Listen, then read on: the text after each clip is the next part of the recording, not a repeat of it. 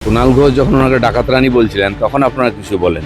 আজকে সাধারণ মানুষ ডাকাত রানী বলছে, সেটা দোষ হয়ে গেল। এই কালচার কে নিয়ে এসছে? দুটো ডিম খেয়েছেন বলে কি পশ্চিমবাংলার সংস্কৃতির অসতর্ক? যারা লাফাচ্ছে তারা সমাজ বিরোধী, সেখানে যারা হাই তোবা করছে তারা তারা হচ্ছে সবচেয়ে বড় ক্রিমিনাল। এই ডিমের জন্য তো লাইন দিয়ে দোকানের সামনে দাঁড়াও, হরিণ ঘাটার ডিম চাই বলে ফ্রিতে খাচ্ছ, খাও। যারা সমাজ বিরোধী কাজ করেছে তাদের প্রতি সমাজ বিরোধীর মতো ট্রিটমেন্ট করা উচিত। এটা হচ্ছে যে রাজ্যের প্রাক্তন মুখ্যমন্ত্রী, একটু নামান না বোমগুলো, তিনি যতই যাই করে থাকুন না কেন তার গাড়ি লক্ষ্য করে হাওয়াই চুটি ছোড়া, কাদা ছোড়া, গোবর ছোড়া, তাকে ডাকাত রানী বলা, হালি শহরের ঘটনাকে কি আপনি সমর্থন করেন? আমরা এটাও সমর্থন করি না। কুণাল ঘোষ যখন ওনাকে ডাকাত রানী বলছিলেন তখন আপনারা কিছু বলেননি। আজকে সাধারণ মানুষ ডাকাত রানী বলছে, সেটা দোষ হয়ে গেল। তিনি যদি ডাকাত রানী বলে প্রমোশন পেতে পারেন, পার্টির জিএস হতে পারেন, স্পোক্সম্যান হতে পারেন, এমএলএ হতে পারেন, তো সেখান থেকে অনুপ্রেরণা তো পাবলিক পাচ্ছে, তার জুতো ডিম সব পাঠাচ্ছে। এই কালচার কে নিয়ে আসছে? ব্যক্তিগত আক্রমণ করা, চরিত্র হনন করা, অপশব্দ বলা, রাজনীতিতে তার নাম নিয়ে যাতা বলা। তো একদিন ইট পাটকে, আমি তো ইট খেয়েছি, আমার গায়ে এখনো দাগ আছে, আমার গাড়ি কতবার ভেঙেছে। দুটো ডিম খেয়েছেন বলে কি পশ্চিমবাংলার সংস্কৃতির অসতর্ক? যারা লাফাচ্ছে তারা সমাজ বিরোধী। আমি বলছি মানুষের অধিকার আছে নিজের রাগ প্রকাশ করার। ডায়মন্ড হারবারে আমার দুজন জেলা প্রেসিডেন্টকে তুলে নিয়ে গিয়ে একজনকে শ্রীরামপুরে রাখা হয়েছিল মাসের পর মাস, উকিল, তাকে মারা হয়েছে পুলিশ। একজনকে নিয়ে গেছে হুগলি চুঁচুড়া, রাখা হয়েছে দিনের পর দিন, তাকে টর্চার করার পরে থানা থেকে তাকে জেলে পাঠিয়েছে পুলিশ। একজন লয়ার, সে এখন সেক্রেটারি ওখানকার বারের ডায়মন্ড হারবারের, সে এখন এমএলএ হয়েছে ফলতায়, এবং জবাব দিয়ে টিএমসিকে 4 নম্বরে পাঠিয়েছে। এই জিনিসগুলো কে করেছে? আমরা তো সহ্য করে এসেছি। সেখানে যারা হাই তোবা করছে তারা তারা হচ্ছে সবচেয়ে বড় ক্রিমিনাল। যারা টিএমসির অত্যাচার নিয়ে কোনোদিন মুখ খোলেনি, কাপুরুষের দল।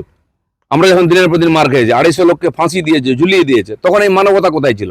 ডিমের জন্য প্রাণ যাচ্ছে, এই ডিমের জন্য তো লাইন দিয়ে দোকানের সামনে দাঁড়াও, হরিণ ঘাটার ডিম চাই বলে ফ্রিতে খাচ্ছ, খাও। যেন এইসব মানবতার কথা বলবেন না, সৌজন্যতার কথা বলবেন না। যারা সমাজ বিরোধী কাজ করেছে তাদের প্রতি সমাজ বিরোধীর মতো ট্রিটমেন্ট করা উচিত। শ্রীরামপুর এবং আইনজীবী, দুটো কথা আপনিও বললেন, আমিও বলি ওই একই কথা। শ্রীরামপুরের একজন আইনজীবী, তৃণমূল কংগ্রেসের কালীঘাট শাখার নেতা, তিনি বলেছেন আজকে যারা ডিম মারছে একসময় এই ডিম তাদের কাছে বুমেরাং হয়ে ফিরে আসবে। না, কি হবে ভবিষ্যৎ উনি দেখেছেন? উনার ভবিষ্যৎ কি লেখা আছে? উনি কোন গর্তে পড়বেন, ড্রেনে পড়বেন উনি জানেন? এসব ডায়লগ মেরে লোককে বিভ্রান্ত করবেন না। আমি তো বলছি পশ্চিমবাংলার মানুষের মধ্যে মানবিকতা যায়নি, তাই ইটের বদলে ডিম মারছে। মারা উচিত ইট, আমি সমর্থন করবো ইট মারলে, কিন্তু মারেননি, কারণ এখানকার মানুষ অনেক ভব্য সভ্য, তাদেরকে এরকম ক্রিমিনাল বানিয়েছে টিএমসি। এদের এটা পাওনা ছিল, তার জন্য আইন কানুন আছে, সে দেখবে। ভবিষ্যৎবাণী করাটা কাপুরুষতার লক্ষণ। রাজ্য এবং রাজ্যের বাইরে শিল্পপতিদের কাছে ভুল বার্তা গেছে। সেখানে দাঁড়িয়ে শ্রমিক ভট্টাচার্য তিনি বলছেন যে এখন যারা শিল্পপতি তারা আগে তার বাড়ি আসছেন এবং তারপরে নবান্ন যাচ্ছেন। এটা খুব ভুল বার্তা যাচ্ছে শিল্পপতিদের কাছে। ভুল বার্তা কি আছে? আমার বাড়িতেও এসছেন শিল্পপতি, কারো বাড়িতে যায় না বলে কি ভাবছে? আমাদের বন্ধু আছে, আমাদের পরিচিত হয়, তাদেরকে কাজ করতে দেয় না এতদিন, ব্যক্তিগত সম্পর্ক আছে। শ্রমিক ভট্টাচার্য আজকে রাজনীতি করছেন না, 40 বছর ধরে করছেন, বহু লোকের সঙ্গে জানাশোনা। তখন আমাদের কাছে আসতো, আমরা কিছু করতে পারতাম না। আমার বাড়িতে আসছেন, আমার অফিসে আসছেন, আমি যদিও শিল্পমন্ত্রী নই, আজকে এখনই এসছেন, তার রাইস মিল নিয়ে সমস্যা আছে, আমার কাছে এসছেন। এমএসএমইতে যাওয়া উচিত। লোক কার কাছে যে অ্যাভেলেবেল তার কাছে পৌঁছচ্ছে। সরকারের যারা মন্ত্রী, মুখ্যমন্ত্রী, তাদের কাছে অনেক কাজ, এখন সবাই সবার সঙ্গে দেখা করতে পারছে না। যাকে মনে করছে কাজের লোক, সরকারের লোক, তার কাছে কি কথা? এতে অপরাধ কি আছে? এটা তো ভালো কথা। কেউ যদি বুঝতে ভুল করে, সেটা তার বুদ্ধির দোষ, আমাদের কোনো দোষ নাই। দিদিতে আপনি বললেন মানুষের রাগ প্রকাশ করার অধিকার আছে, আপনি তাকে সমর্থনও করেন। এদিকে শ্রমিক ভট্টাচার্য বলছেন এগুলো অন্যায় হয়েছে। শ্রমিক ভট্টাচার্য পার্টির নীতির কথা বলেছেন, ঠিক বলেছেন। আমি যেটা বলছি ঠিক বলছি, যে বুঝতে পারবে না তাকে বোঝাবার দায়িত্ব আমার আছে, আমার কাছে পাঠান। আচ্ছা, অভয়ার 2 বছর হয়ে গেল অভয়া কাণ্ডের। যারা বাড়িতে বসে আছে বউর আঁচলের তলায়, তারা নৈতিকতার কথা বলবে, আর দিলীপ ঘোষ শুনে নেবে যে 10 বছর কাঁটার উপর দিয়ে হেঁটে গেছে, এই মানে অ্যান্টি সোশ্যালদের বিরুদ্ধে লড়াই করেছে। আমাকে যেন কেউ মানবতার কথা না শোনায়।